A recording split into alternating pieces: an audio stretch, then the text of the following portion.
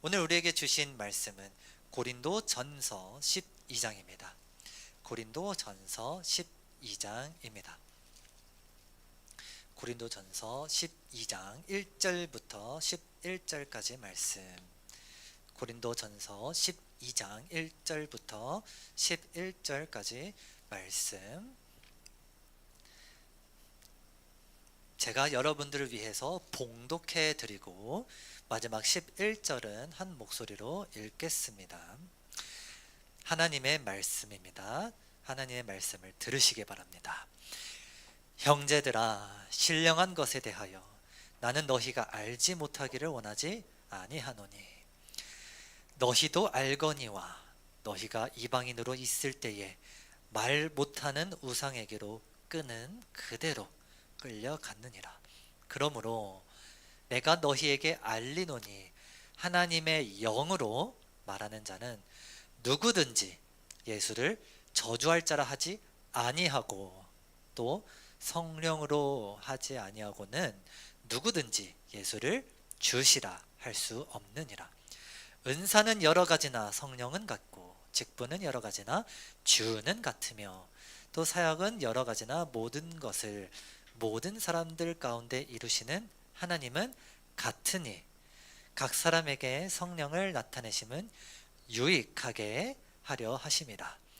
어떤 사람에게는 성령으로 말미암아 지혜의 말씀을, 어떤 사람에게는 같은 성령을 따라 지식의 말씀을, 다른 사람에게는 같은 성령으로 믿음을, 어떤 사람에게는 한 성령으로 병 고치는 은사를, 어떤 사람에게는 능력 행함을, 어떤 사람에게는 예언함을, 어떤 사람에게는 영들 분별함을, 다른 사람에게는 각종 방언 말함을, 어떤 사람에게는 방언들 통역함을 주시나니. 함께 읽겠습니다. 이 모든 일은 같은 한 성령이 행하사 그의 뜻대로 각 사람에게 나누어 주시는 것이니라. 아멘.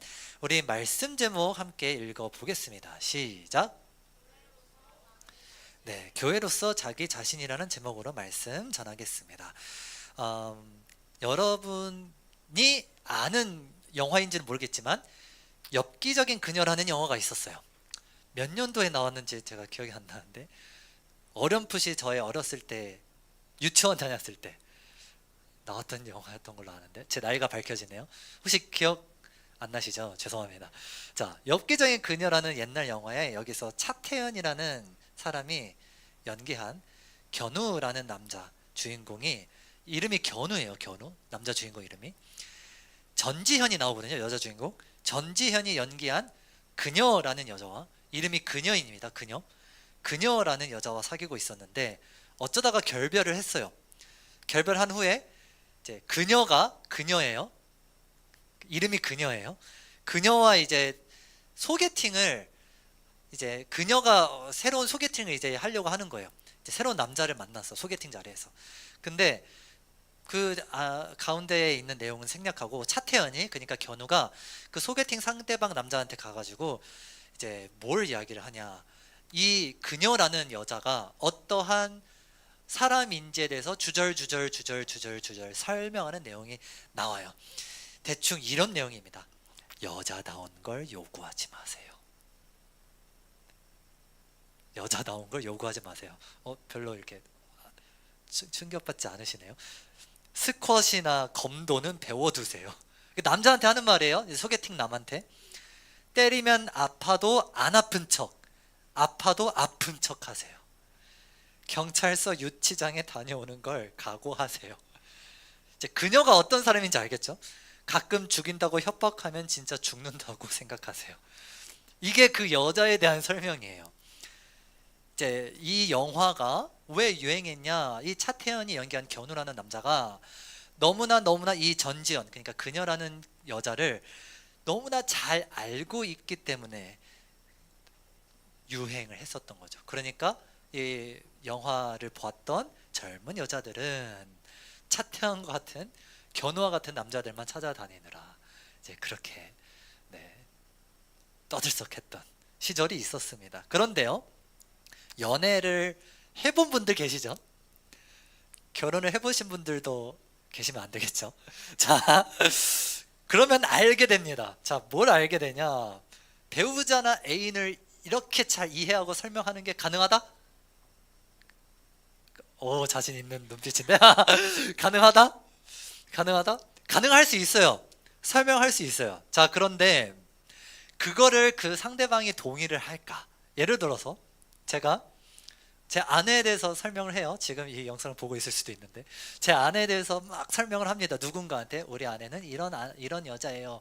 그런데 우리 아내가 이걸 들었어. 내가 아내 여보에 대해서 이렇게 설명했어. 그러면은 아내의 반응은 어떨까요? 네, 이제 여러분들 상상에 맡기겠습니다. 자, 자신이 없어요. 아직 결혼 3년 차밖에 안 돼서 그런지 모르겠지만 아내를 사랑해주는 방법을 엄청 체계적으로 설명하라. 그러면 잘 모르겠어요. 기본적인 거 뭐 집안일 뭐 잘하고 뭐 양육하고 이런 거 말고 진짜 아내에게 사랑받는 방법 또는 아내를 사랑해주는 방법을 특별한 방법을 설명하라 그러면은 원론적인 거 말고는 설명하기가 자신이 없는 거예요. 할 수는 있겠지만 자신이 없는 거예요. 그래서 여러분 제가 얻은 통찰이 있습니다. 사람은요 이해하는 게 아니라 인내하는 겁니다. 다시 사람은 이해하는 게 아니라 인내하는 거예요. 이게 굉장히 중요한 거예요. 그러면 이제 궁금해지죠. 자, 여러분들 인내하는 대상들이 지금 여러분 옆에 앉아 계십니다. 그렇죠? 여러분 옆에 앉아 있고 또 가족 집에 가면 또 같이 인내해야 되는 그런 가족 구성원들이 앉아 있어요. 그러면은 질문이 생깁니다. 하나님은 도저히 왜 사람을 이해하지 못하도록 하셨을까? 하나님은 왜 그걸 통해 하나님은 무엇을 위해서 그렇게 사람을 이해하는 것, 관계를 어렵게 만드셨을까? 게다가 오늘 주제는 교회입니다. 하나님은 그 어려운 거를 왜 교회에서 하라고 하시는 걸까? 이게 오늘 질문이에요. 오늘 말씀은 교회에 대한 말씀인데 여러분 매일 성경 하고 계시는 분들은 아마 시편 들어가셨을 거예요. 시편. 그런데 제가 고린도전서에 푹 빠지게 됐어요. 푹 빠지면서 특별히 교회에 대한 부분들이 고린도전서에서 정말 잘 알려주고 계시거든요. 하나님께서. 그래서 고린도전서 강해를 쭉 해야겠다라는 생각을 하게 됐습니다. 그래서 고린도전서 거의 아마 15장, 16장 몇 장까지 할지 모르겠지만 이제 거의 끝까지 하게 될 것 같아요. 7월이 넘어가더라도. 그래서 여러분들에게 이 교회에 대해서 무엇인지를 이제 같이 우리가 나누길 원하는데 이게 사실 여러분들 직장이나 또는 학교나 이런 데 직접적으로 해당되는 말씀이 아니라는 것을 유념해 두셔야 합니다. 왜 그러냐면 이거는 첫 번째 교회에 대한 말씀이고요. 두 번째 세상에서는요 그나마 이해가 되는 사람들끼리 모여요. 어떠한 점이 그럴까요? 예를 들어 직장에 취직을 했다. 그러면 최소한의 이해 조건인 거예요. 너가 이 직장 공동체에 들어오려면 요 정도 최소한 조건을 갖췄으면 좋겠어. 뭐예요? 면접에 합격을 해야 돼요. 취직을 해야 돼요. 그런 것이죠. 또 하나 학교도 마찬가지죠. 수능에 뭐 몇 점 커트라인 그런 거에 합격해야 너가 이 학교 공동체에 들어올 수 있어라는 이 사람을 받아줄 수 있는 최소한의 조건을 만들어 놓지만 교회는 어때요? 교회는 하다못해 여러분 세상 동호회도요 너가 얼마나 이 탁구를 좋아하는지 너가 얼마나 테니스를 좋아하는지 이거를 자기의 장비를 통해서 막 증명을 해내죠. 그런데 교회는 어때요? 교회는 그렇지 않아요. 그러면은 이런 질문이 있을 수 있죠. 예수님 믿기로 한 사람들이 모이는 것이기 때문에 여기도 어쨌든 조건이 있는 거 아니에요? 맞아요. 그런데요 나만 잘 믿으면 돼요. 그렇잖아요. 나만 잘 믿으면 돼. 나만 그냥 참석만 하고 교제? 동역? 이게 역자가 무슨 역자인지 아세요? 노역 역자예요. 노동한다는 뜻이에요. 같이 썩 빠지게 일을 해야 된다? 나는 거기에 합의한 적이 없어. 근데 하나님은 뭐라고 말씀하시죠? 그렇게 하라는 거예요. 그렇게 하라. 나는 거기에 합의한 적이 없는데 정말 나랑 맞지 않는 사람이랑 노역을 같이 해야 되는 거예요. 교회를 위해서. 교제도 무조건 해야 되고 성도의 교제. 그게 하나가 제가 계속 강조하는 성례였죠. 자, 왜 그래야 될까? 왜 그래야 될까? 아차차. 남자에겐 한 가지 더 있어요. 군대입니다. 네, 군대입니다. 그런데 물론 남자라는 최소한 조건이 있고 뭐 체급의 조건이 있지만 어쨌든 교회가 이게 여러분 핵심입니다. 가장 무작위적인 공동체입니다. 다시요. 교회가 가장 랜덤한 공동체예요. 그러면 왜 하나님께서 랜덤한 지체와 동역하도록 명령하신 것일까? 오늘 이 말씀을 나누겠습니다. 오늘 본문 말씀 은사에 관한 내용이죠. 은사. 이를 통해서 우리가 당시 고린도 교회에 여러 가지 은사가 있었다라는 것을 알 수가 있어요. 오늘 본문 이렇게 쫙 훑어만 봐도 말이죠. 근데 그 은사 때문에 우리 여기까지 짐작할 수 있는 거예요. 갈등이 일어났어. 분쟁이 일어났어. 은사들 간의 경쟁이 일어났어요. 야, 너는 말씀 가르치는 거 이게 최고야. 아니야, 방언하는 게 최고야. 아니야, 방언 통역하는 게 최고야. 이러면서 막 갈등이 경쟁이 막 일어났어요. 어떤 은사가 더 신령한 건가, 이런 경쟁이 일어난 것이죠. 그 중에 가장 경쟁력 있는 은사가 바로 방언이었습니다. 방언. 그래서 여러분 사도행전 2장 계속 제가 몇 주간 여러분들께 언급했던 걸 기억하실 거예요. 그때 역사가 마치 재현되는 것 같아서 방언이 최고의 은사처럼 여겨졌던 거예요. 사도행전 2장의 역사가 계속 일어나는 것 같으니까요. 그래서 이러한 배경이 3절에 나와요. 3절에 암시가 되어 있어요. 그러므로 내가 너희에게 알리노니 하나님의 영으로 말하는 자. 이게 방언을 추앙하는 집단을 살짝 견제하는 거예요.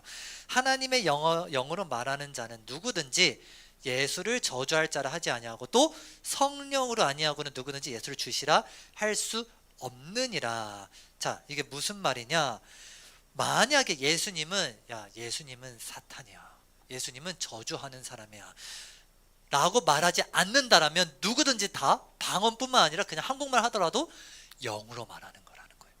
이해가 되셨죠? 나는 예수님을 주님으로 영접했어. 그러면 방언을 안 하더라도 그 사람의 말은, 기도는 다 하나님의 영으로 말하는 거예요. 여러분, 은사라는 개념을 정립하는 게 중요한데, 은사가 뭐냐면 헬라어로 카리스마입니다. 카리스마 쉽죠? 카리스마입니다. 우리 막 카리스마 생각하면 막 좀 눈빛도 막 싸납고 막 그런 걸 생각하지만 선물이라는 뜻이에요. 카리스마는 선물이라는 뜻이에요. 그런데 이 선물, 카리스마라는 단어가 마치 무슨 뭐 기술, 어떤 막 특별한 능력을 받은 것처럼 생각하지만, 카리스마가 있다는 표현을 사도 바울은 여기서 어떻게 뒤집냐면요, 카리스마는 능력이나 기술이 아닙니다. 은사는 능력이나 기술이 아니라, 따라서 말해볼까요? 존재. 네, 존재예요. 존재. 그냥 있는 것 그 자체만으로도 은사입니다. 너가 이 자리에 있는 것만으로도 너에겐 선물이 주어졌어. 이게 바로 은사의 개념이에요. 자, 왜 그러냐면 방언만이 아니라 예수님을 다 주님으로 영접하는 사람이라면 다 영어로 말하는 자라는 거예요. 그러면 보세요. 여기 있는 사람들은 다 카리스마를 받으신 분이에요. 그러니까 뭔가 특출난 어떤 기술이나 막 신령한 능력 막 이런 게 아니라, 그냥 여러분들이 예수님을 주님으로 영접했다, 그리스도인이다, 그러면 그리스도인이라는 것 자체만으로도 여러분들은 선물을 받으신 것입니다. 그래서 존재 자체만으로도 여러분들에게 은사가 흘러나오는 거예요. 선물을 가지고 계시는 거예요. 그래서 4절부터 보시면 은사가 특정한 기능이 아니라 모든 그리스도인들에게 차별 없이 주어진다는 것이 나옵니다. 4절부터 읽어볼게요. 4절부터 7절까지 읽어봅시다. 시작. 은사는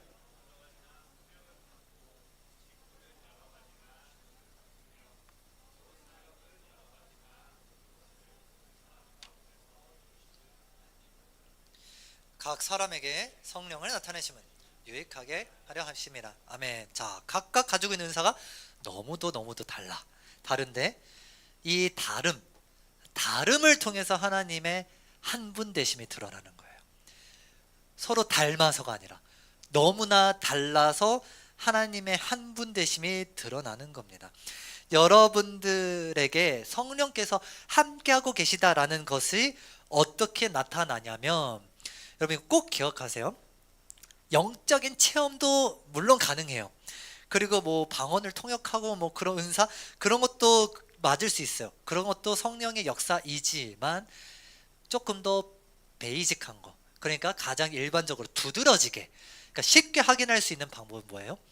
다름, 서로 다른 지체가 함께 있으면, 교제하면 성령의 능력이 나타나고 있다라는 거예요. 성령의 시작은, 성령의 능력의 시작은, 역사의 시작은 바로 어디를 통해서? 교회를 통해서, 여러분들의 옆자리에 누군가가 있는 교회를 통해서. 그래서 교회 안에 여러분들의 옆에 누군가가 있다라면 성령이 계시기 때문에, 여러분들이 지금 성령이 계시기 때문에 옆에 누군가가 앉아 있는 거예요. 성령이 아니고서는 이렇게 뭉쳐 있을 수가 없다는 거예요. 왜? 너무나 무작위적이잖아요. 너무나 무작위적이야. 그래서 이렇게 우리가 함께 동역하는 게 세상의 이치에는 맞지가 않는 거예요. 그래서 너무나 신비로운 거예요. 가족은 핏줄이라도 되니까 어떻게든 살겠는데 우리는 핏줄도 섞이지 않았어. 그래서 너무나 이 교회 공동체가 신비롭기 때문에 우리 안에 있어야 되는 거예요. 교회의 울타리 안에. 그런데요, 자, 존재 자체로 흘러나오는 것이라는 걸 알았어. 거기서부터 성령의 능력이, 서로 다양하기 때문에 성령의 능력이 나온다는 걸 알았어요. 그러면 문제가 뭐예요? 이게 조금 쉬우면 좋을 텐데 너무나 어렵다라는 게 문제이죠. 갈등이 계속 일어나는 게 맞는 거야? 맞는 거야? 계속 의심이 들기 시작을 하는 거예요. 어떻게 저 사람이 성령님이 계시다면 왜 저렇게 행동해? 성령이 계시다라면 왜 저렇게 말을 하는 거야? 성령이 계시다라면 왜 저렇게 살아가는 거야? 이렇게 우리는 늘 의심하죠. 고린도 교회도 마찬가지예요. 고린도 교회도 이랬기 때문에 6절에 보면은 하나님이 같으니라고 강조하는 거예요. 다르지 않다, 같다라는 거예요. 자, 이게 무슨 말이냐? 제가 20대 초반까지만 해도 어머니랑 사이가 안 좋았습니다. 네, 그냥 철부지. 그때 뭐 이제 명분은 하나님을 믿는다라고 교회는 다니고는 있었는데 아직 막 이렇게 성숙하지 않았을 때였어요. 근데 그때마다 제가 어머니 속을 썩일 때마다 어머니가 뭐라고 말씀하셨냐면, 네가 믿는 하나님이랑 내가 믿는 하나님이랑 다른가 보다. 웃는 사람 지금 그런 잔소리 한 번이라도 들어봤던 사람이 자, 그런 말씀을 하신단 말이에요. 너무 서로 달라. 저희 어머니는, 어머니 듣고 계실 수도 있는데 죄송합니다. 저희 어머니는 이런 말씀 되게 많이 하셨어요. 내가 너 다리 밑에서 가져온 것 같다. 이런 말씀들 되게 많이 하셨거든요. 그러니까 서로가 너무나 다르다는 게 하나님의 한 분 되심을 믿기 어렵게 만들어요. 이게 너무나 우리의 시험거리입니다. 그런데요, 이 시험거리가 유익이에요. 다시요. 서로 너무 달라. 너무나 고돼요. 그런데 이게 유익입니다. 자, 7절 한번 보세요. 아까 읽었는데 7절 보시면 유익하게 하려 하심이다 라는 말씀이 나요. 이 유익이라는 게 굉장히 중요한 개념이라서 한번 따라서 말해 보겠습니다. 공공의 선. 네, 공공의 선이에요. 나만 좋은 거 말고 내 입맛에 맞는 게 아니라 모두가 다 똑같이 누릴 수 있는 좋은 것, 선한 것이 무엇이냐? 이게 공동체를 통해서 나타납니다. 나의 사적인 마음, 내가 저 사람이 좀 마음에 안 들어. 그게 전혀 상관이 없어요. 그런데요, 물론 여기서 짚고 넘어가야 돼요. 어떤 지체가 교회 질서를 혼란스럽게 한다라면 교회법에 나와 있어요. 질서 있게 권면을 해야 하지만 그 질서 안에 있는 사람이라면요, 동일하게 누리는 유익이 있다라는 거예요. 모두가 동일하게 차별 없이. 그 유익이 뭐냐면, 이 유익이라는 단어가 헬라어로 쉼프헤로라고 합니다. 쉼프헤로. 이 쉼프헤로의 의미를 잘 보여주는 곳이 히브리서 12장이에요. 히브리서 12장 화면에 있나요? 히브리서 12장 10절부터 11절 화면 보시고 한번 집중해서, 성경책 있으신 분은 찾으셔도 돼요. 히브리서 12장 10절부터 11절. 히브리서 12장 10절부터 11절 읽어볼게요. 시작. 그들은 잠시 자기의 뜻대로 우리를 징계하였거니와 오직 11절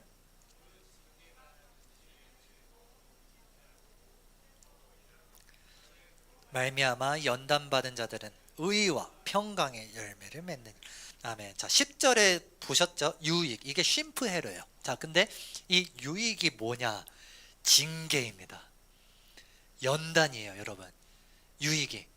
공동체를 통해서 여러분들이 공공으로 한 명도 빠짐없이 얻는 유익이 있다. 그게 뭘까요? 징계, 연단입니다.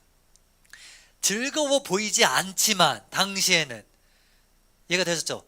지금 이게 즐거워 보이지 않지만 그게 유익이다라는 거예요. 그런데 이 히브리서 맥락이 뭔지 아세요?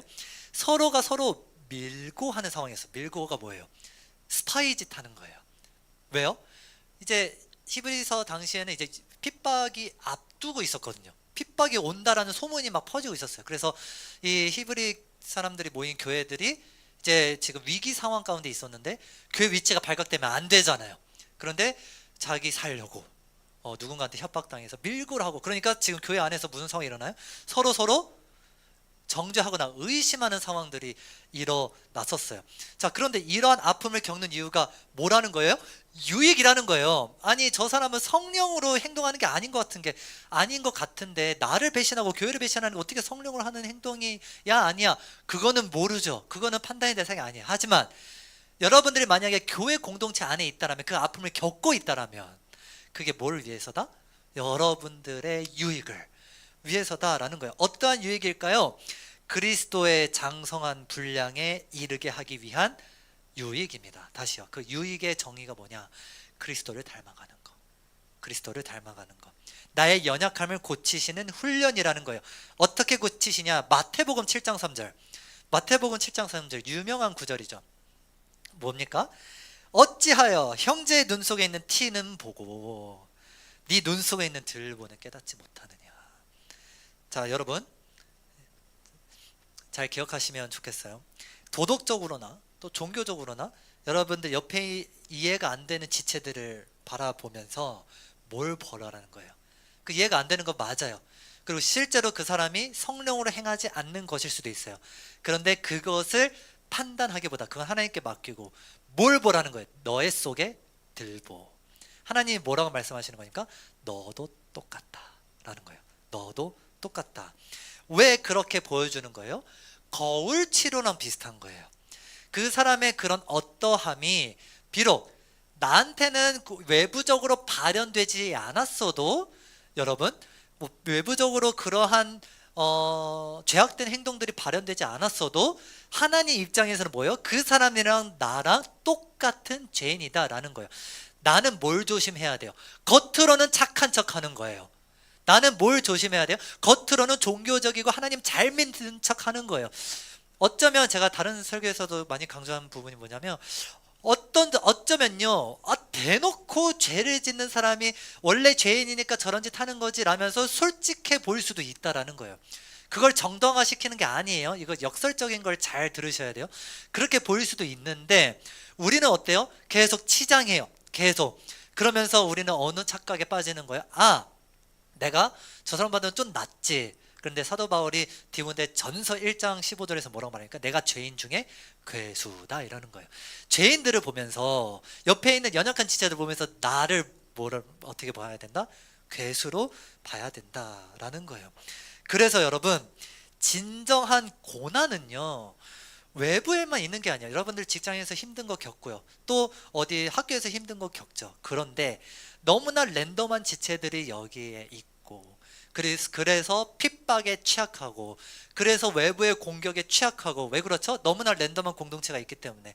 그리고 또 서로 너무나 다르기 때문에 서로 갈등을 유발을 할 수가 있고, 너무나 우리는 연약한 지체이고 취약한 지체이기 때문에 여기서 여러분들의 관계성을 쌓는 것 자체가 여러분들에게는 유익이고 또 훈련이고 연단입니다.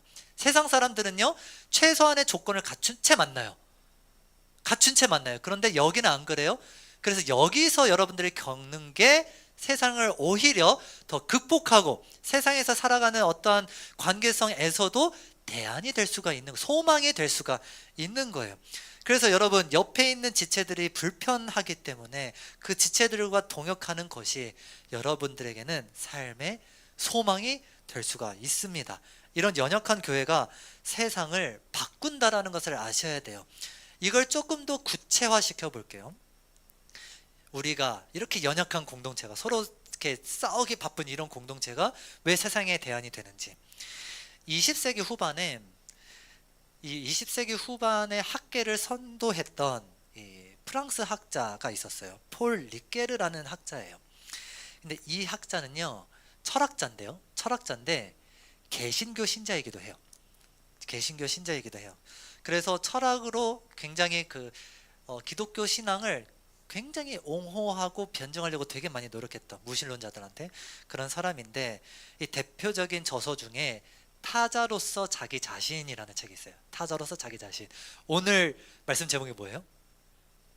기억나세요? 교회로서 자기 자신이에요. 이걸 패러디한 겁니다. 그런데 이 학자가 살아오면서 깨달은 게 뭐냐, 자기 주변 사람들을 잃는 아픔들을 정말 많이 경험을 해요. 제2차 세계대전 때 장교로 참전해요. 그때 옆에 있는 동료들이 전우를 죽어나가는 것을 막 봐요. 2차 세계대전 끝났어요. 그 다음에 자신의 학자의 명성이 막 꽃피울 때 어떤 사건을 겪냐면 아들이 자살해요. 그래서 그때 이런 걸 경험합니다. 이 세상에는 도저히 내가 혼자 감당할 수 없는 악한 것, 고난, 이런 게 있구나. 나 혼자서는 이걸 감당할 수가 없구나. 내 옆에 있는 사람이 그래서 얼마나 소중한지를 그때 이 사람이 깨달아요. 그래서 이걸 막 이론적으로 막 이렇게 철학적으로 이렇게 풀어나가기 시작하는데, 이 사람이 이렇게 말을 했습니다. 뭐라고 말했냐면, 타자와 나는, 옆에 있는 사람과 나는 뗄래야 뗄 수가 없다. 여러분, 파리의 연인 기억나세요? 내 안에 너 있다. 똑같은 거예요. 여러분들, 제 안에는요, 이거는 저의 주관과 상관없이 필연적으로, 그리고 뭐 어떻게 보면 반강제적으로 제 안에는 은혁 형제가 조금 있어요. 계속 교제를 하고 영향을 받아요. 제 안에는 민서 자매가 조금 있어요. 계속 영향을 받아요. 하인 공동체가 제 안에 저의 정체성, 저의 성격, 저의 생각, 일정 부분을 영향을 미쳐요. 이게 바로 타자와의 우리와의 관계예요. 그래서 나 자신을 알려면 뭘 알아야 된다? 타자를 알아야 된다. 나 자신을 알려면 우리 주영 자매를 내가 더욱더 잘 알아야 된다. 나 자신을 알려면 우리 상우 형제를 내가 더 공부를 해야 된다. 이런 겁니다. 그런데 이 이론의 한계가 있어요. 무엇이냐? 여러분, 세상 이론의 한계예요. 세상 공동체에는 이런 한계가 있어요. 뭐냐? 그 타자가 옆에 있는 사람인지, 혹은 조상들인지, 아니면 신인지, 아니면 그냥 텅 빈 매트릭스인지 모른다. 자, 이게 무슨 말이냐? 나는 은혁 형제에 대해서 계속 알려고 노력했어. 그러면 내가 아는 게 아까 첫 번째로 돌아오는 거예요. 첫 번째 엽기적인 그녀로 아는 게 아는 걸까? 이걸 확증할 수 있는 방법이 없는 거예요. 내가 은혁 형제를 알았지만 사실은 은혁 형제의 조상님을 아는 것일 수도 있어요. 은혁 형제 안에 있는 조상님의 어떠한 부분을 공부한 것일 수도 있는 거예요. 이해가 됐죠? 그러니까 이거를 확증할 수 있고 보증할 수 있는 객관적인 어떤 기준이 없다라는 게 세상의 한계예요. 그래서 뭐가 필요하냐? 완벽한 타자가 필요해. 완벽한 타자. 자기 자신을 온전히 드러내서 이게 나야 라고 말하는 존재가 필요한데, 그분이 누구세요? 예수님이에요. 예수님이 확실하게 나를 봐라. 그러면은 뭘 보게 된다? 아버지. 자, 요한복음 14장 9절 우리 한번 읽어보겠습니다. 준비 시작. 예수께서 이르시되 빌리바.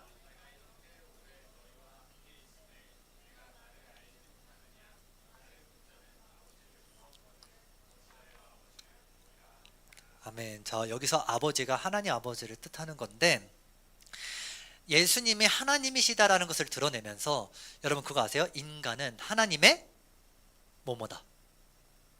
하나님의, 원래 창세기 1장에서 뭐라고 지어졌죠? 하나님의 뭘로 지었다고? 인간을? 형상. 맞아요. 형상. 하나님의 형상을 그러니까 나는 하나님의 형상이다 라는 걸 드러내는 장면. 다시 말해, 나는 완벽한 인간이라는 거예요. 완벽한, 흠도 없고 티도 없고 때도 없고 죄도 없는 완벽한 인간이다라는 거예요. 너가 정말로 완벽한 인간이 되고 싶어? 태초의 그 모습 원형 그대로? 그러면 나를 봐라. 내가 온전히 인간의 모습을 계시했다. 하나님의 형상이시기 때문에 완전한 인간을 확실하게 드러내셨습니다. 그에게 모든 인간의 선한 형상들이 담겨져 있는 거예요. 그래서 우리가 완전히 인식하기 어려운 그런 추상적인 영역에 하나님의 어떤 그런 형상이나 그런 부분들이 있는 게 아니라 우리 뭐만 보면 돼요? 예수님이 어떻게 행하셨는지를 보면 완벽한 인간의 모습을 알 수가 있는 거예요. 그래서 여러분, 옆에 있는 지체를 볼 때 뭘 봐야 되냐? 내가 민상 형제를 보는 게 되면 안 돼요. 뭘 봐야 되냐면 완벽하게 계시하신 분이 있는 거예요. 완벽한 인간, 예수님이죠. 안에 계신 예수님을 봐야 돼요. 안에 계신 예수님을. 이게 바로 성도의 교제예요. 안에 계신 예수님을 봐야 되는 게 그래야지만이 서로에 대한 온전한 이해가 가능해요. 왜?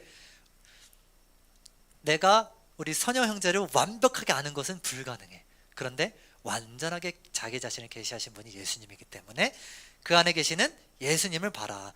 이게 8절, 오늘 본문 8절부터 11절입니다. 우리 한번 읽어봅시다. 8절부터 11절 준비 시작. 어떤 사람에게는 성령으로 말미암아 지혜의 말씀을, 어떤 사람에게는 같은 성령을 따라 지식의 말씀을,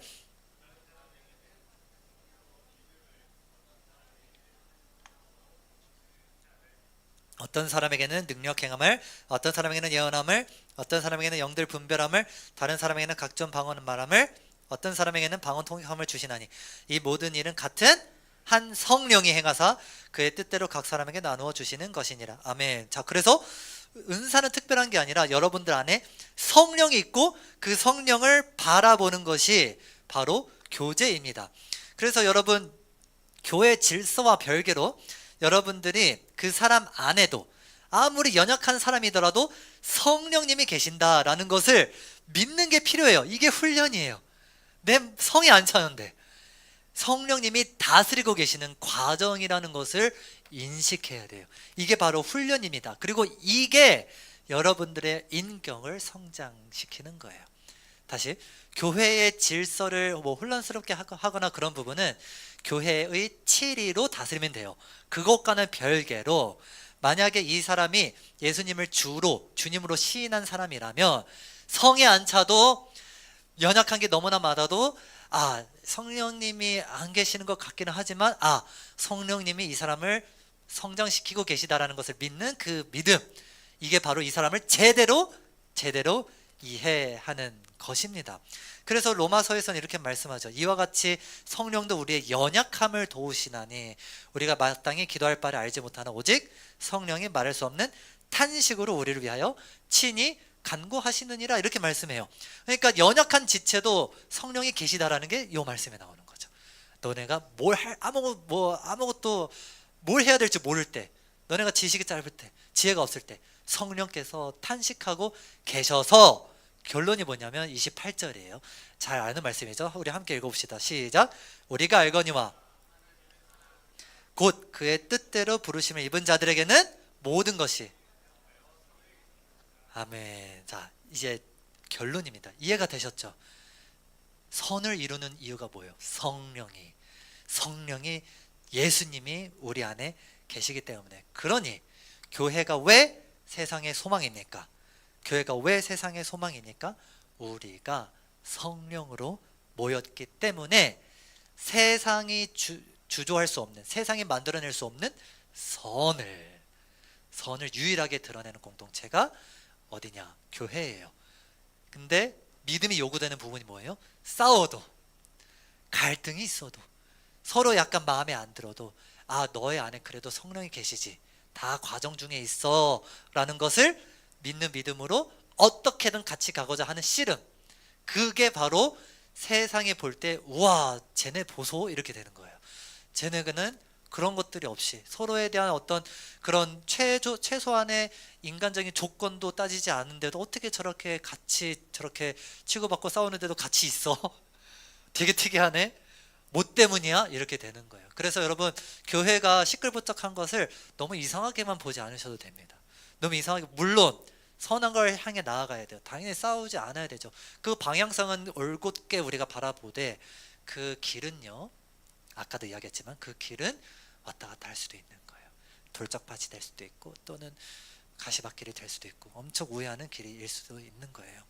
그래서 이 테두리 안에서, 이 교회라는 안전한 테두리 안에서 연단받고 훈련하셔야 오히려 세상 직장에서도 그렇고요, 세상에서, 왜요? 거기는 최소한의 조건이 있기 때문에 서로 조금이라도 더 이해할 수 있잖아요.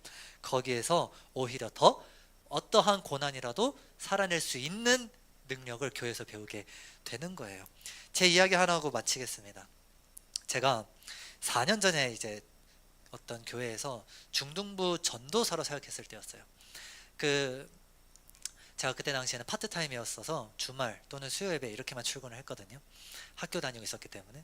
그런데 그때 교회 이제 그 중등부 찬양팀을 제가 또 아이들을 맡고 훈련시키고 있었고 또 제자반도 하고 있었는데, 그 찬양팀 일원 중에서 좀 골치 아픈 애가 있는 거예요. 좀 약간 분위기 살짝 흐리고 어떻게 해야 될지 모르는 그런 애가 있었어요. 중학교 2학년 여자애였거든요. 근데 걔가 어떤 애였냐면 맨날 자해를 해요. 예, 자해를 하고, 그래서 맨날 이렇게 다음날 보면은 여기 붕대를 이렇게 칭칭칭 감고 왔어, 여기에. 그럼 딱 보면은 뭐 했냐 그러면은 몇 번 긁었대요.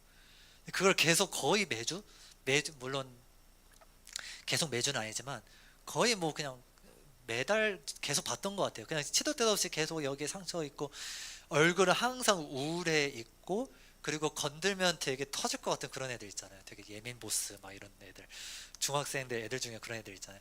딱 그런 애였어요. 그리고 겉으로는 굉장히 치장하는 걸 중학생 애인데 되게 좋아하고 막 입술도 막 빨갛게 칠하고 오고 막 그런 애였어요. 그런데 그 애가 이제 찬양팀이었는데 그냥 노래 부르는 걸 좋아해서, 신앙도 잘 모르겠어, 노래 부르는 걸 좋아해서 찬양팀을 하는 애였는데, 이제 찬양팀은 무조건 제자반을 했어야 됐어요. 제자반도 제가 맡고 있었는데 그 친구가 이제 제자반도 하고 찬양팀도 하고 그랬어요. 그런데 제가 물론 이제 그 친구 집에 데려다 주거나 뭐 그렇게 한 적이 있지만, 제가 파트타임 전도사였기 때문에, 학교를 다니고 있었기 때문에 주중에 아이를 뭐 신방하거나 그럴 시간이 좀 부족했어요.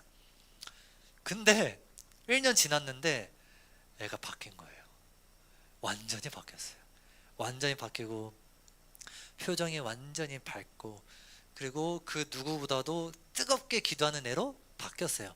물론 중간에 수련회가 있었지만 그 전부터 이미, 수련회 전부터 이미 아이가 사실은 바뀐 모습들을 우리가 보게 되었죠. 그래서 이 아이를 보면 진짜 성령 하나님의 살아계심을 느끼거든요. 그런데 그 전에는 어떠한 과정이 있었냐, 이거 어떻게 해야 되지? 이거 어떻게 해야 되지? 얘 그냥 찬양팀 얘 믿음도 없어 보이는데 관두라고 해야 되나? 어떻게 해야 되지? 그런 고민과 갈등을 계속 가지고 있었던 것이죠. 그러면서 그 아이를 통해서 내 들보를 보게 됐던 거예요. 내 들보가 뭐였을까요? 이 아이를 그냥 문제아처럼 생각했다는 거. 제 들보가 뭐였을까요? 이 아이가 문제였기 때문에 관도야, 이게 찬양팀이 더워지고 그런 거 아니야?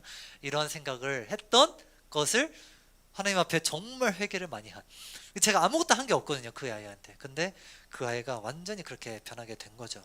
그래서 여러분, 이 자리에서 버티십시오. 견디십시오. 그게 여러분들이 그리스도의 장성한 분량에 이르는 과정이고, 옆에 있는 지체도 마찬가지입니다. 그게 바로 성령님께서 임재하시는 과정이라는 것을 믿으시면서, 특별히 하임 공동체를 주신 것에 너무나 감사하시면서, 그게 뭐라고요? 하임이 있다라는 게 성령님이 여러분들과 함께하고 있다라는 증거다. 그래서 항상 교회에서 견디고 훈련받는 여러분이 되시기를 주님의 이름으로 축원합니다.